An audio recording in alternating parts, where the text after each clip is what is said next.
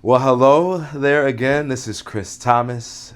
I am the Chief Connector with Grow Exponential Consulting. This is another segment of the Workplace Theater, and this is our leadership series. How are you, Joel? I'm doing well, Chris. Thanks for being here. Awesome. This is Joel Pomerenk. I'm going to say it wrong. Joel Pomerenk.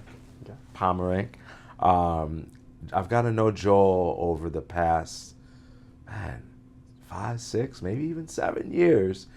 He's coached my son Noah every year in baseball, and the man is a saint. The way that he coaches these kids, his demeanor, it emulates leadership, and so we wanted to get him on this leadership series. So, Joel, tell him a little bit more about yourself. Very nice of you to say that. I'm not sure it's true, but I appreciate it. Yeah, a little bit about myself. So you're right. One of my passions is baseball, youth sports, just in general. I'm a married father of 3. I've got 3 kids, all kind of around the teenage years, and that's an important part of me, and it's been an important part of our family, is the presence and the importance of youth sports, just all the things that brings out. And so I do that. It's kind of like my moonlight gig is coaching youth sports. Feel fortunate about that. And then by day, I'm a chief financial officer of a nonprofit here in Chicago, Cara Collective. I've been really fortunate to be doing that here for the last 5.5 years. Nice. Awesome. What brought you to Cara? What brought me to Cara was trying to make a difference in my work life. To be honest, I spent 20 years in corporate America, and had kind of dabbled in nonprofit before and was involved in boards and stuff like that. But just really felt like I wanted my 40 hours a week to be invested in lifting up the community. And I was really fortunate to find this beautiful place and fool them into hiring me and giving me the job. So Love it, man. Love it. So, is there a book, a podcast, a movie that has inspired your leadership? I love the question. I'm going to be hard pressed to think of. Certainly on the podcasting side, I'm kind of a dinosaur. I don't do much of it, don't listen to much of it. What I would tell you is what's really inspired my leadership is being around other leaders. And Chris, I got to tell you, I've seen your leadership style, which inspires my own, and so folks, just kind of surrounding myself with people who are leaders in whatever their field is. That's where I draw the most inspiration from. That's awesome. That's great, man. So, a lot changing with the political landscape, the world, D&I, mental health, all these things that are being thrown at us. What do you feel is one of the biggest challenges that leaders face in really just building a great team? Yeah, I think you're right. I mean, and I guess change is constant, but it does feel like this season, this administration, whatever, it feels more chaotic now than it has in times past. And I don't know if that's kind of a post-pandemic thing or what, but yeah, I mean, I think it's really hard to build around instability. And so I don't know, for me anyway, what I try to be is a consistent presence in whatever space I'm in. You were kind to say something about my demeanor, but I do try to be just consistent. And so if, it's funny, I heard when I was impressionable, 20 some odd years ago, I got the chance to be in a small setting with Dusty Baker, manager, longtime MLB manager and Hall of Fame guy and all that. And he said something that stuck with me, which was, be whoever you are every day. Don't come into spaces and be somebody. Don't be in a bad mood today and in a great mood tomorrow or whatever, because then you're leaving the rest of us guessing about, did we do something or whatever. Figure out who you are. If you want to be a jerk every day, be a jerk every day. If you want to be a good guy, be a good guy. Whatever, and I don't know, that stuck with me. And so trying to be a consistent presence in a way that hopefully creates some stability that people can grow off. Yeah, I think that is tough for a lot of leaders, right? Because they're dealing with so many personalities and trying to be flexible with how they're communicating with each person. And I think sometimes you can lose yourself in that. For sure. But to know what your principles are, what you stand by, and be consistent with that, people respect I like that. the way you say that. Yeah. Yeah, love it. How do you keep your team, or how do leaders look at maybe keeping more teams engaged and connected these days? Yeah, I think connection. That's the word that I would point to. How do we stay connected to each other? You know, like we're in this world of kind of sometimes remote, sometimes in person, sometimes we're together, sometimes. To me, part of that, and I don't know, I don't have the secret sauce here, but I do think like getting a layer of connection that is personal, that goes beyond the work, even if it's like, hey, I know you got kids, and I know you told me on Friday that your kids were going to be doing something this weekend. Can I hold on to that and check in with you about it on Monday, Tuesday? And I'm far from perfect on this, but I do know that that stuff matters. And it feels like it maybe matters a little bit more when we're, you know, in different places, and where our opportunities for connection are fewer. So how can I make sure, you know, I don't know, is it a level of caring or consideration about what you've got going on that's beyond work? You know, one of the things, I used to have this acronym that I would throw around for teams that I joined, but one of them was life balance. So it was SAIL was my thing, like can we all sail together? And the L was life balance. And it's so important to me as a leader that my team gets to experience some life balance. I want you to walk out of here at 3 o'clock every once in a while and be like, hey, I got to go do this thing. That's great. You know, I hope that inspires people to then put in, and you know, when you're working, I want you to be working, but I want you to have those touch points outside of the space. And so how, as a team, can we stay connected to one another, not just in the day-to-day number crunching or whatever, but knowing what those touch points are on the personal side. Does that make sense? Absolutely. Like the water cooler moments, you know? Yeah. Like really taking time to check in with people and be genuine.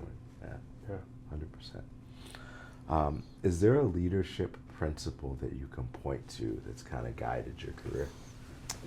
You know, I was so fortunate early in my career, Chris, about 25 years ago, I got a chance. I presented to a group. I was like outranked by everybody in the room, and I got a chance to give a little presentation on a piece of technology that I knew well.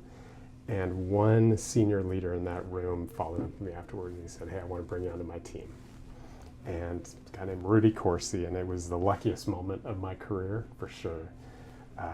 And I worked for Rudy for a few years, and the one principle that I've long quoted is he said, the world is run by the people who show up. Like, be a person who shows up. And so I've used that in a bunch of spaces, like, what does show up mean? But I think a lot of times show up means can you bring your authentic self? Can you be present to the thing? Our world asks us to multitask so much, as you know, right? You're getting, you know, even if I'm sitting in a meeting with you, how many things are pulling at me in the other direction? Is my laptop open? Is my things are pinging? Yeah. Can I show up, be fully present? And that was a gift he gave me, 25 years ago that I think has hung around a little bit. And try to, just lean into showing up. I think that's one that my mom always taught me to do. It's like half of the battle is just getting there, just being present. So I love that. Love it. If there is one shift that you believe leaders should focus on in order to thrive in 2025, what do you think that would be? I hate to give like the kind of blanket, like you gotta do. Yeah, right. That, and I don't want to sound corny here, but I do think like automation and efficiency is coming for all of us. Yeah. And how can we leverage that? How can we stay ahead of it? Like I'm fortunate to have a wonderful accounting team here. Is automation coming for accounting? Yeah, it is in some places, right? So what are we all doing to leverage that? You can't put it in a closet and close the door and think you can walk away from it. How do we leverage that, but also how do we improve ourselves to stay ahead of it and to kind of manage the technology in a way? So I definitely, I think that's one of them. If I were making a list of things that leaders need to focus on, certainly getting more efficient, but also figuring out where kind of the human beats the machine, if I can say it that way, and staying ahead of that. Yeah. I think I remember the term, the robots are coming, and they're here. So I think now it's like, how can we use them to augment us versus like taking over? And like you said, you're always going to need some sort of human connection in almost every, I shouldn't say every, but most processes. Yeah. Will need that, and I think the relationship piece comes in those human connection moments. I think that's where progress is. So. I love that. I love, what you're speaking to there is emotion. Yeah. Like emotion matters. Yeah. And it probably matters now more than it has, right? Vulnerability matters. Yeah. And is that, those are key areas, and maybe more important now than ever. For sure. This is awesome, man. This has been very insightful. Is there anything, a lot of leaders out there, some of them struggling, building teams, some of them struggling coming into new projects or new teams. Any words of wisdom that you would leave? Oof, I'm not good at the words of wisdom. I will say I'm there with you. I mean, I'm one of them. I'm one of the leaders who's struggling and trying to make it all work. I think I'll go back to saying like that our world is.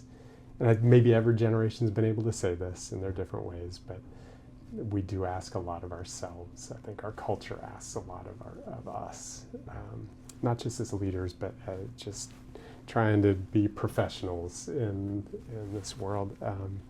And I think, I don't know, it's not, I'd speak to the importance of empathy. I'd speak to the importance of being able to walk a mile in each other's shoes. And to me, that's a huge part of everything. Everything builds off of that, right? Love, caring, commitment to one another, empathy, all those things. I think if that's the foundation of how we show up in whatever space it is, parenting, working, leading, rolling up sleeves, whatever. If love and empathy and care is the foundation, I think good things come from that. Man, couldn't have said it better myself, you all. Love is at the core of it all. How can, what resources does Kara offer, just so we can kind of let people know and where to find those resources? Yeah, Kara's, if I can just speak to that for a minute. Kara Collective's been around for 33 years. Started out of the car, frankly, the backseat in the car of our founder, a guy named Tom Owens, who recognized that there's a ton of talent in this city that just doesn't have the opportunity to show up in the workplace. And so he built up this organization starting in the early 90s. Here we are 33 years later. Really what we focus on is helping people with barriers to employment find work, and then keep that work. And we walk alongside them for a year. And so the training program that happens here in downtown, and we have a site in Inglewood as well, is really designed around what does it take? What are the competencies that it takes to succeed in the workplace?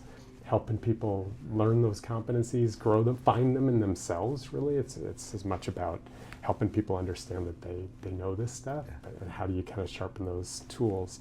And then a lot of wraparound supports, and then we want to walk alongside people to get 1 year on the job successfully. We have a big Great Wall downstairs. We celebrate when people hit that 1 year, because we think that's a benchmark of kind of starting a career. So it's a special place. We serve about 1,000 Chicagoans every year, and connect people to transitional employment and then to long-term employment. That's awesome. Website? karacollective.org. Awesome, man. Awesome. Thanks for asking. Yeah, man. Thank you for coming on. Thank you for sharing more details about yourself, the work that you do. You are not alone in some of these challenges, and so we'll continue to have conversation, build strategy around these things, and hopefully walk alongside you and any of these other leaders that need support. So That's awesome. You guys are so great in helping fuel people and just keeping batteries charged. trying, doing our best, That's man. great. So awesome. Check us out, YouTube, The Workplace Theater. Again, Workplace Theater. You can also find us on Spotify, LinkedIn as well at Grow Exponential. Until we meet again, see y'all soon.